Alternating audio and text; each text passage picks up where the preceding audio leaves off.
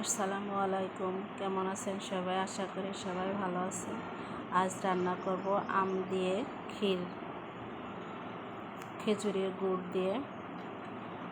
অনেক টেস্ট একটা জিনিস আপনাদের সাথে শেয়ার করব। এই গরমে এভাবে রান্না করে খাবেন। প্রথমে চালটা সিদ্ধ করে নেবেন। এটা অবশ্য পোলাও চাল দিয়ে রান্না করতে হবে। সিদ্ধ করে নেওয়ার পরে আম পিস পিস করে কেটে এবার ওর ভিতরে দিয়ে দেবেন। তারপরে দেবেন গরুর দুধ না থাকলে গুঁড়ো দুধও দিতে পারেন।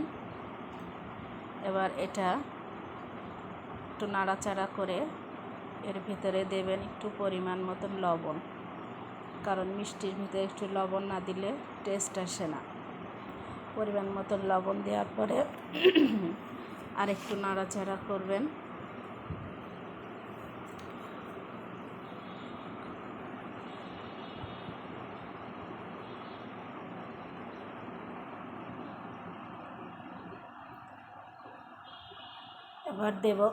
এবার এর ভিতরে দেব একেবারে খাঁটি খেজুরের গুড়, যেটা বাসায় তৈরি করা, এর ভিতরে কোনো ভেজাল নেই।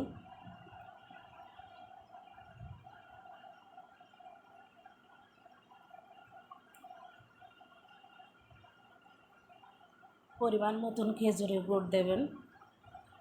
যে যেমন মিষ্টি খেতে পছন্দ করেন সে ঠিক সেই পরিমাণের মিষ্টি দেবেন, গুড় দেবেন। ক্ষীরের ভিতরে একটু গরুর দুধ দিলে কালারটা খুব সুন্দর আসে, দেখতে ভালো লাগে, খেতেও অনেক টেস্ট হয়। এবার গুড় দিয়ে নাড়াচাড়া করতে হবে। দেখুন কি সুন্দর কালার এসে যাচ্ছে আস্তে আস্তে।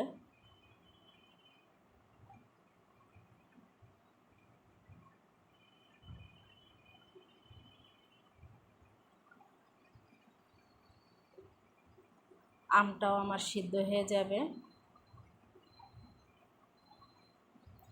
আম আগে দিলে চালটা সিদ্ধ হতে একটু দেরি হয়, এই জন্য চাল সিদ্ধ হওয়ার পরে তারপর আম দিতে হয়। এই যে আমার হয়ে যাচ্ছে খেজুরের গুড় দিয়ে আম দিয়ে ক্ষীর রান্না।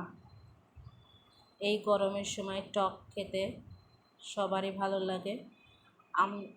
টক আম দিয়ে ক্ষীর, এটা খেতে অনেক টেস্ট, অনেক মজার।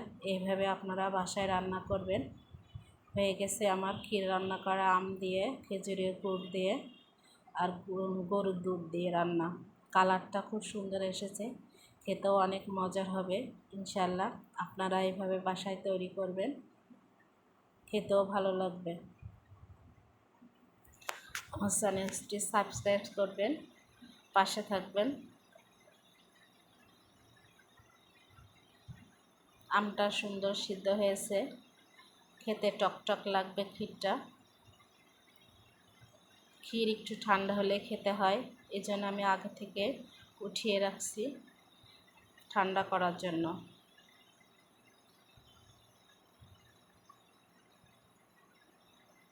দেখুন দেখতে কত সুন্দর হয়েছে। আল্লাহ হাফেজ।